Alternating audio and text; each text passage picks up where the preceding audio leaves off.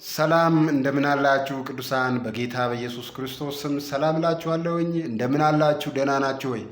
ክብር ለኢየሱስ ይሁን። እኔ ወንድማችሁ ባለሁበት ደህና ነኝ። ዛሬ ከእናንተ ጋር አንድ ቃል መከፋፈል እፈልጋለሁ። ከዚህ በፊት ይህንን የዩቲዩብ ቻናሌን ሰብስክራይብ በማድረግ ቤተሰብ እንድትሆኑ የወንጌል አጋር እንድትሆኑ በጌታ ፍቅር እጠይቃችኋለሁኝ። ሰብስክራይብ ያደረጋችሁ ሰዎች ደግሞ ኮፒ ሊንክ፣ ሼር፣ ኮመንት እንድታደርጉበት በእግዚአብሔር ፍቅር አሳስባችኋለሁ። ዛሬ እግዚአብሔር ወደ ሰጠን መልእክት ቀጥታ እንሄዳለን። የቃሉን ክፍል በጌታ በኢየሱስ ስም አነባለሁ። እንደዚህ ይላል። የእግዚአብሔር ጸጋ አንደኛ ቆሮንቶስ ላይ ነን።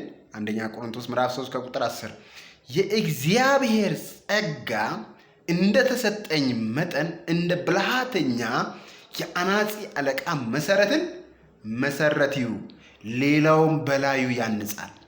እያንዳንዱ ግን በእርሱ ላይ እንዴት እንዲያንስ ይጠንቀቅ። ከተመሰረተው በቀር ማንም ሌላ መሰረት ሊመሰርት አይችልምና እርሱም ኢየሱስ ክርስቶስ ነው። ማንም ግን በዚህ መሰረት ላይ በወርቅ ቢሆን በብር በከበረ ድንጋይም በእንጨትም በሳርም ወይም በአገዳ ቢያንስ የእያንዳንዱ ስራ ይገለጣል። በእሳት ስለሚገለጥ ያ ቀን ያሳያል። የእያንዳንዱም ስራ እንዴት መሆኑን እሳቱ ይፈትነዋል። ማንም በእርሱ ላይ ያነጸው ስራ ቢጸናለት ደሞዙን ይቀበላል። የማንም ስራ የተቃጠለበት ቢሆን ይጎዳበታል፣ እርሱ ራሱ ግን ይድናል፣ ነገር ግን በእሳት እንደምድን ይሆናል ይላል። ከባድ ማለት ነው። ቤታችንን እንዴት እንደምንገነባ እንዴት እንደምንሰራ እንጠንቀቅ በሚል የእግዚአብሔርን ቃል ዛሬ ሼር ለማድረግ እፈልጋለሁ። ክብር ለኢየሱስ ይሁን። እዚህ ቦታ ላይ ሐዋርያው ቅዱሱ ጳውሎስ ነው እየተናገረ ያለ። ምንድን ነው የሚለው? ለቆሮንቶስ ሰዎች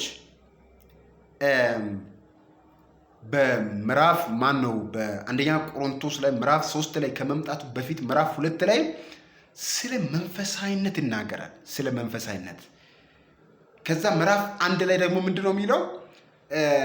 እግዚአብሔር ደህንነትን የሰጠው የሰውን ጥበብ አይተው የዓለምን ምርምር አይተው ሳይሆን እንዲሁ የራሱ ጸጋው እንዲመሰገን ስሙ እንዲመሰገን አድርጎታል እያለ ከተናገረ በኋላ እዚህ ጋር ደግሞ እኔም ወንድሞች ሆይ የሥጋ እንደመሆናችሁ በክርስቶስ። እነዚህ የቆሮንቶስ ሰዎች በሥጋ አንዳንድ ነገሮችን በቤተ ክርስቲያን ላይ ያደርጉ እንደነበረ ካመለከታቸው በኋላ ወረድ ብሎ ማንም ሌላ መሰረት ሊመሰርት አይገባም ማለት ከክርስቶስ ውጪ ከተሰበከው ከክርስቶስ ውጪ ምንም አይነት መሰረት ከዚህ ሃይማኖት ከዚህ አስተምሮ ውጪ ኢየሱስ ክርስቶስ ጌታ እንደሆነ ለዓለም ሁሉ ኃጢአት የሞተው ኢየሱስ ብቻ እንደሆነ ከሚያስተምር አስተምሮት ውጪ ሌላ አስተምሮትን የሚያመጣ ማንም የተረገመ ይሁን ነው የሚለው በሌላ ቦታ በገላትያ መጽሐፍ።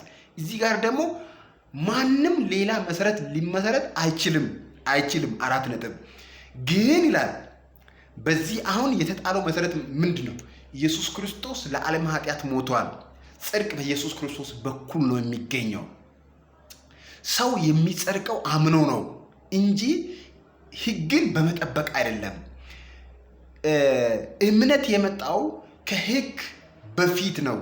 ሕግ ከእምነት በኋላ ነው። አብርሃም አመነ፣ እምነቱም ጽድቅ ሆኖ ምን ሆነለት? ተቆጠረለት የሚል እምነት ከሕግ በፊት ነው የመጣው። ስለዚህ ሰው የሚድነው ሰው የሚጸድቀው በምንድን ነው? በእምነት ነው። ይህ ጽድቅ ኢየሱስ ነው። ከአብ ዘንድ የመጣ ኢየሱስ ነው። ኢየሱስ የዘላለም ሕይወት ነው ከሚል አስተምሮት ውጪ ሌላ ነገር ማንም ሰው ሊያስተምር አይገባም እያለ ነበር እዚህ ጋር። ስለዚህ በዚህ መሰረት ላይ ማንም ቤቱን ይሰራል። ቤቱን ሲሰራ ኢየሱስ አዳኝም ይበል ኢየሱስ ጌታም ይበል፣ እውነተኛ መሰረት ላይ ማንም ሰው ቤቱን ሲሰራ ራሱን ይጠንቀቅ፣ ስለሚሰራው ቤት ይጠንቀቅ ብሎ ይላል። አንዳንዱ በወርቅ ሌላው በብር ሌላው በከበረ ድንጋይ በእሳት ውስጥ ማለፍ የሚችሉ ናቸው። እነዚህ በእሳት ውስጥ ማለፍ የሚችሉ ናቸው። እዛ ደግሞ ሲቀጥል እንደዚህ ነው የሚለው በእንጨት በሳር ወይም በአገዳ ለሁለት ይከፍላል።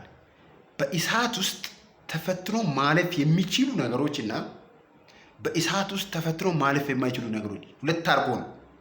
ስለዚህ ስራ የተቃጠለባችሁ እንዳትሆኑ፣ ሰርታችሁ አገልግላችሁ ኖራችሁ የተቃጠለ ስራ ሰርታችሁ እንዳትገኙ ይላችኋል። ተጠንቀቁ። ኢቭንፍ የምንሰራው ስራ ጥንቃቄ ካልወሰድ ደህንነታችን እንኳን ጥያቄ ውስጥ ነው የሚገባው። ጥያቄ ውስጥ ነው። መዳንን ይድናል፣ ስራ ይቃጠልበታል፣ መዳንን ይድናል። ግን የሚድነው በእሳት ውስጥ እንደሚያልፍ ወይም በእሳት ተፈትኖ እንደሚያልፍ አይነት ይሆናል። ከባድ ነው እያለ ሐዋርያው ቅዱስ ጳውሎስ። ቅዱሳን ወገኖች እኔ እነግራችኋለሁ፣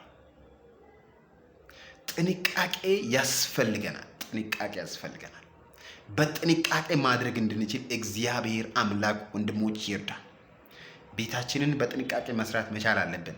ዘመናችሁ የተባረከውን ይህንን ዩቲዩብ አካውንቴን ፎሎ አርጉ፣ ሰብስክራይብ አርጉ፣ ላይክ አርጉ፣ ኮሜንት አርጉ። ወዳችኋለሁ። ዘመናችሁ የተባረከ ይሁን። ሻሎም